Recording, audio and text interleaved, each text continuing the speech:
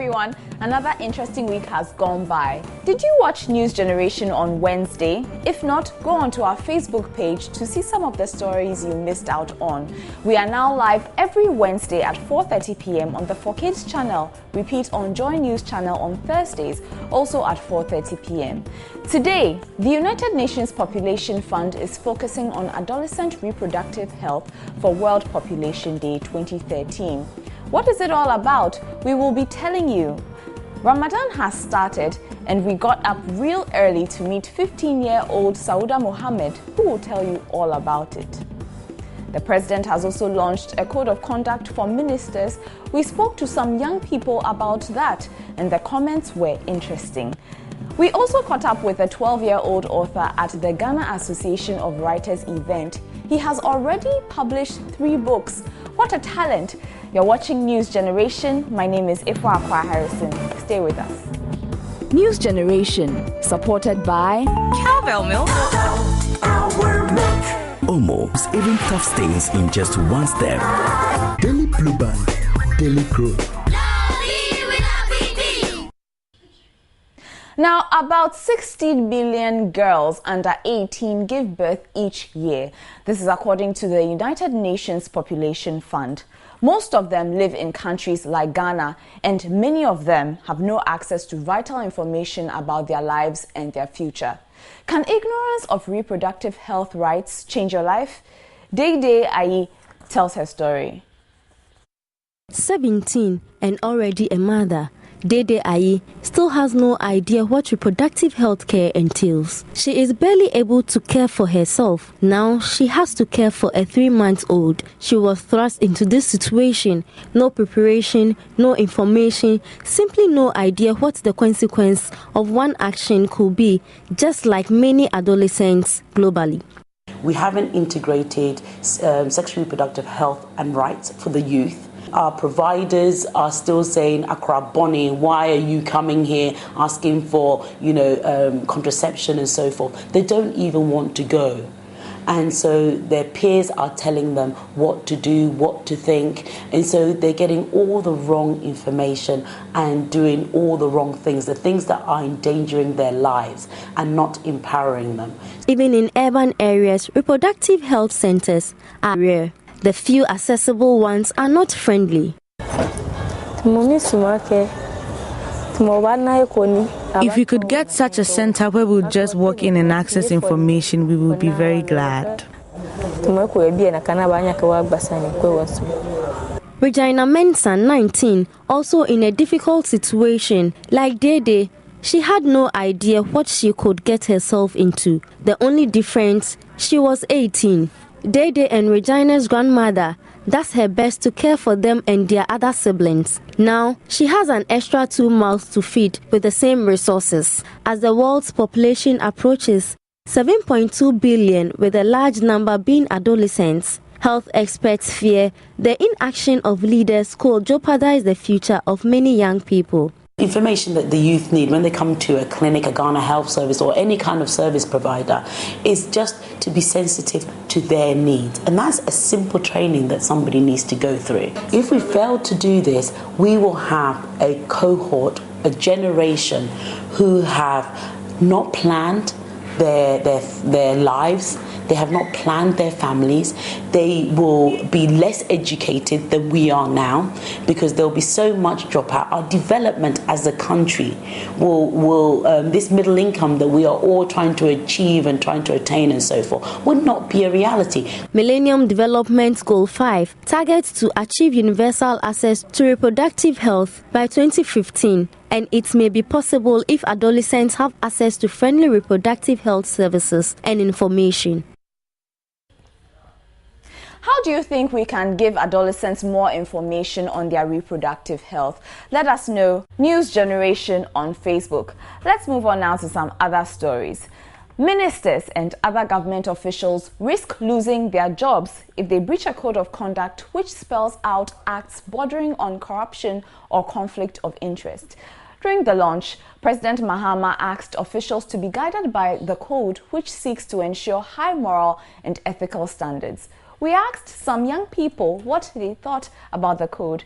This is what they said.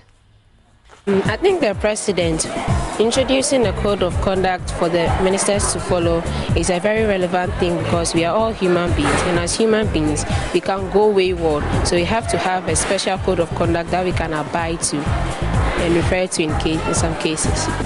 I think the code of conduct will be good for the ministers because everything they do, they don't care whether it's for the country. Others even give bribe, which we can't even mention their names. I think the code of conduct is relevant because it's going to promote the peace, stability in the nation. Well, in my opinion, I'll say if the ministers follow the code of conduct the president has given to them, I think it will reduce the level of corruption and indiscipline in Ghana. I think it's relevant for what the president is trying to say. They are supposed to follow the code of conduct because as we have school rules and regulations, if you don't follow, they'll be punished. So I think it's okay. It's relevant for them to do so. Your views on WhatsApp. Time now to see what other headlines make news during the week.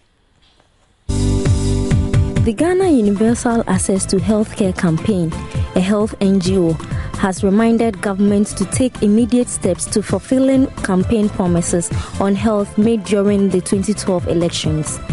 In a statement released and signed by Sidra Hall, National Campaign Coordinator, the NGO welcomed the many promises made on health and applauded government's commitment towards attaining universal health care, but said steps must be taken to fulfill those promises.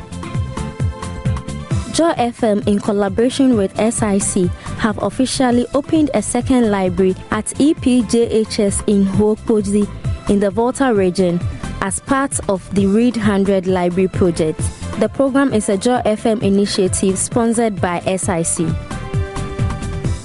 Minister for Education, Professor Jane Nana Opoku Ajiman, has warned that teachers who are absent from work for more than 10 continuous days would be seen as having vacated their post. The minister told Parliament recalcitrant teachers would be dealt with according to the Code of Conduct of the Ghana Education Service. Time to take a break. We'll be right back.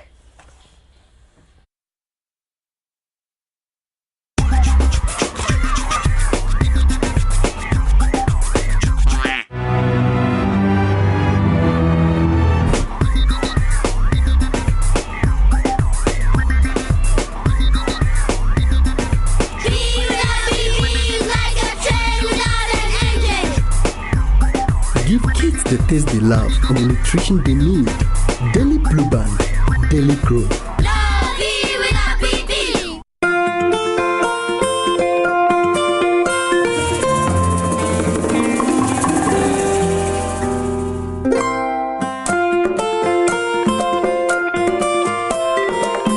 Sometimes a stained t-shirt can make you the happiest mom.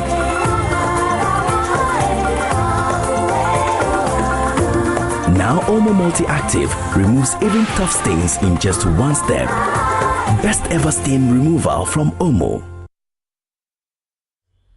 And we're back. Have you liked our Facebook page yet? It's facebook.com/newsgenerationgh. Now, Ramadan has begun with 30 days of fasting. All adult Muslims are expected to go without food from dawn to sunset. We visited the Tijani Muslim community in Accra and met young Sawuda, who has been taking part in the Ramadan for 4 years now.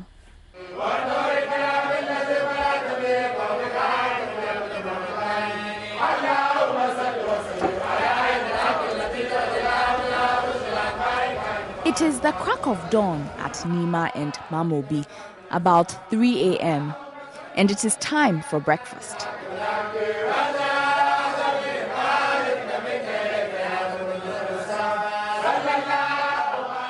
15-year-old JHS graduate Sawuda eats with her siblings. My name is Sawuda Mohammed Awal, 15 of age. I just completed JHS. The season in the Muslim calendar is Ramadan. It was revealed by God to Prophet Muhammad to all matured Muslims to fast during the month of Ramadan. Children don't have to fast during Ramadan, but Sawuda's brothers and sisters are happy too. How old were you when you first started fasting? I was 9 years old. And how did you find it? I find it well. And when you were 9, you weren't hungry? No, I'm finding the Ramadan good. What are you hoping for during or after the Ramadan? Salah. I hope I should get a long life. I should be, in future, I should be rich, and I have to help people, so I don't want to be poor, and some of them don't have money. I don't have to help them. Ramadan is the 9th month of the Islamic calendar. Because Islam uses a calendar based on the moon cycles, the month of Ramadan is not a fixed date on the Western calendar. According to the Muslim community, the month of Ramadan is a time for spiritual reflection, prayer, doing good, and spending time with family and friends. Many Muslims will go to the mosque to pray, although it is fine to pray at home. Sawuda has been taking part in Ramadan since she was 11. She takes us through her routine. I wake up at 3:30. I first brush my teeth before taking my food. When I finish, then I'll perform ablution, wait for the azan to call for prayers, and then we'll go to the mosque.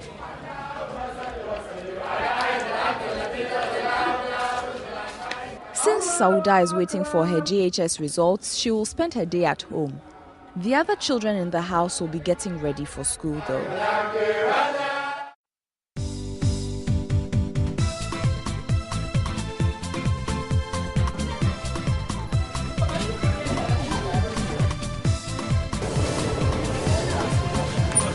And after going the whole day without food, it will soon be time to break the fast.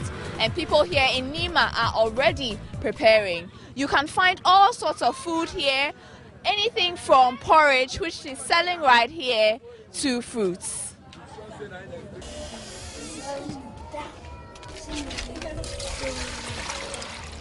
Sawuda also prepares to break the fast. It is almost the same routine for the evening as well.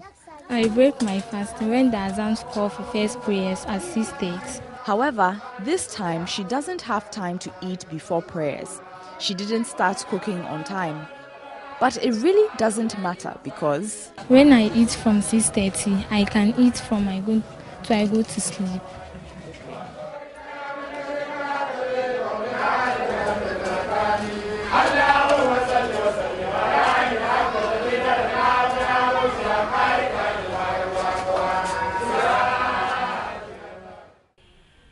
And Sawuda, with her family and friends, will continue to fast until Eid al-Adha, when the Ramadan ends. Muslim children are often given presents and new clothes at that time, and of course there will be plenty of food to eat.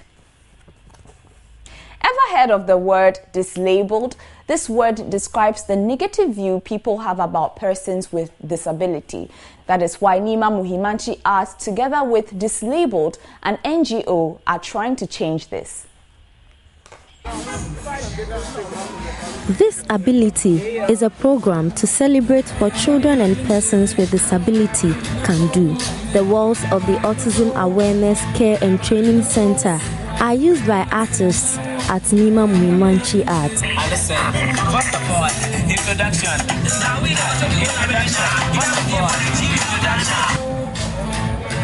Nima Muhimanchi Art and Dislabeled donated household and play items to the center.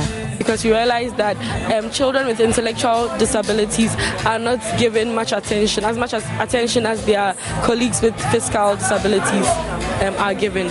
And we realize that not many people know about intellectual disabilities like autism and cerebral palsy, and Down syndrome.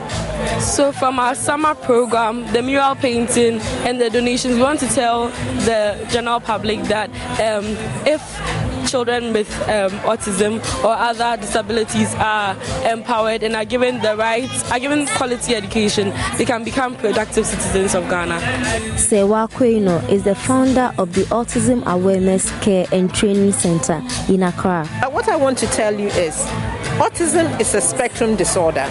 Somebody like Einstein had autism.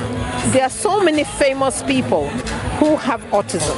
So what we're doing is trying to train these people to reach the highest possible potential. It's not easy. What I'd like to take this opportunity to do is to talk to people out there. Because it's not easy, we need so much support. Nima Muimanchi Arts is a grassroots organization which organizes free after-school workshop for youth in Accra. Introduction. First of all. Now let's move on. How old do you think the youngest author in the world is? Well, we met one of the youngest authors in the world this week. He is just 12 years old but has written 3 books. News Generation caught up with Daniel Kumi on the sidelines of Go Sunday. It was hard for Julia White. She had her trusty dog Peanut and her 2 best friends, her cousin Anne. The Cat's Cave is a 3rd book written by 12-year-old Daniel Kumi. The book depicts the life of an average girl who got caught up in the Cat's Cave filled with fantasy creatures. Cat's Cave is actually the first full story I've written. It doesn't have any short stories or anything, and it's a fantasy story. You know, it's, again, from telling other stories to Cat's Cave, I grew, so the story grew as well. Daniel started writing short stories at the age of 4. He published his first book when he was 7. With the help of my grandmother, she helped me write like short essays, short stories, that kind of thing. And some of those short stories complicated into my first book, Daniel's Tales. Daniel wrote his 2nd book at the age of 10. He says he writes for fun. As young as you are, 12, within 3 books, you're rich. Yeah, I don't pay much attention to the money of it. Although Daniel's writing could be a good career for him, he is still uncertain about what he wants to do in future. Still thinking about it, you know, only through God he can help me out through that. I have no idea what I want to do because it keeps on changing. But there's one thing Daniel Kumi is certain about. He wants to be remembered for his writing. Thank you so much for being on News Generation. Amazing! Writing 3 books at the age of 12. I wish I did that when I was 12. Anyway, let's check out what's new in the world of sports. Newly crowned champions of the 2012-2013 Globe Premier League, Kumasi Asante Kotoko will battle Mediama Sporting Club for this year's MTN FA Cup at the Accra Sports Stadium on Sunday. Players and officials of Takwa-based Mediama will attempt to win their first title in their 5-year history, while the Porcupine Warriors aim to win the MTN FA Cup to the league title they won in June this year.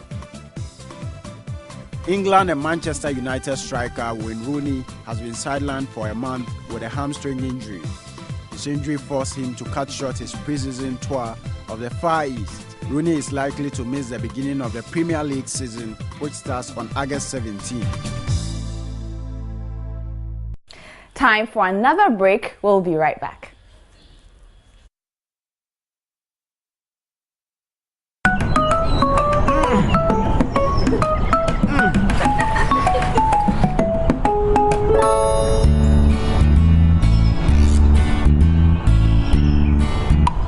Cowbell milk is packed with essential vitamins and minerals for nourishment. Look.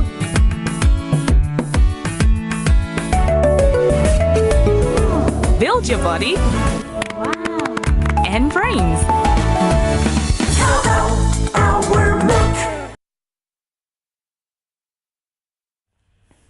And we're back. Now, 10 days into the military coup which ousted the democratically elected President Mohammed Morsi, calm is yet to return to Egypt. On July 8th, over 50 members of the Muslim Brotherhood were killed during dawn prayers. The military was severely criticized for the deaths of unarmed civilians who were demanding the release of Mohammed Morsi.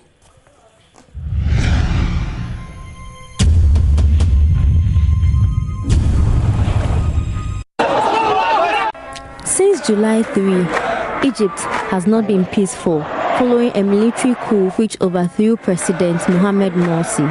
Over 400 have been injured in the resulting turmoil. I think it was unfair because the people were unarmed at the time and the military could have solved that issue amicably, preventing any loss of lives.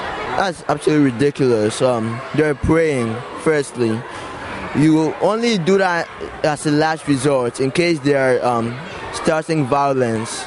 In case they weren't, it was early in the morning, around 4 o'clock at dawn, and they were praying. They weren't terrorists or anything. So think that they should have allowed them to do what they were doing, because when you start taking lives in such a situation, you're only making the conflict more dangerous. They didn't have a tangible explanation for killing them because no one knows if they're really armed terrorists or not. And so I don't think it was right for them to have done it if they didn't have evidence for killing them. According to the military, a terrorist group tried to storm the building housing former President Morsi, which prompted armed guards to open fire. The Muslim Brotherhood says the army opened fire while some Islamists were holding morning prayers. Some senior members of the Brotherhood have been arrested, while arrest warrants have also been issued to others on the run. Members of the Brotherhood have called for an uprising against the military, accusing it of stealing the revolution from the people who ousted former President Hosni Mubarak in 2011. I would have preferred the leaders of the Muslim Brotherhood supporters and the leaders of the military to have sat down and negotiated to prevent any further conflict. He was able to do what Morsi was unfortunately unable to do. Egypt can start regaining a level of stability, and think maybe if that goes on in about 6 months' time, Egypt will be cool again. Efforts by interim Prime Minister Hazim El-Beblari to members of the Muslim Brotherhood to join a government of national unity have been rejected. They want Morsi reinstated. The Anor party, which supported Morsi's ouster, withdrew from all talks about forming an interim government due to the shooting that claimed more than 50 lives. If they are able to unite and think about their differences and put them aside and think about the benefits of the nation and move forward, I think they'll be able to become peaceful again. I think the peace will come up when both parties are ready for it. Because at the moment, no one seems ready to solve the issue amicably. Although interim president Adli Mansour has ordered investigations into the deadly shootings, critics of the military say nothing positive will come out of that inquiry. So that is what the world is continuing to talk about. Now, Malala Yousafzai is making waves, and a city in America has a 4-year-old mayor. This and other stories coming up in International News Round. Pakistani schoolgirl Malala Yousafzai, shot by the Taliban in 2012, has called for free education for all children. She gave the speech on her 16th birthday at the United Nations headquarters in New York City, America. Malala said the Taliban's attack changed nothing in her life except weakness, fear, and hopelessness died. U.S. intelligence leaker Edward Snowden has met human rights groups and lawyers at a Moscow airport. In a statement, Snowden said he was seeking protection in Russia because he was unable to travel to Venezuela, where he has been granted asylum. This was his first appearance in 3 weeks. 4-year-old Robert Taft is campaigning for re-election. He has been mayor of a tiny tourist town in America called Dorset since he was 3 years old. There's a vote for a new mayor every year, and anyone can vote or be elected, but it costs $1 for each vote. The town has a population of 22 or 28 if the minister and his family are in town. Bobby is hoping his charming smile will win him the most votes again. Wow, such a young achiever, mayor at 4 years old. Well, that's the kind of week it has been here for us at News Generation. Remember, you can now catch us on Wednesdays live, 4:30 p.m. on the 4Kids channel. Repeated Thursdays at 4:30 p.m. on the Joy News channel. That's all we have time for this week. See you on Wednesday. News Generation, supported by Cowbell Milk. Omo, even tough stains in just one step. Daily Blue Band, Daily Grow.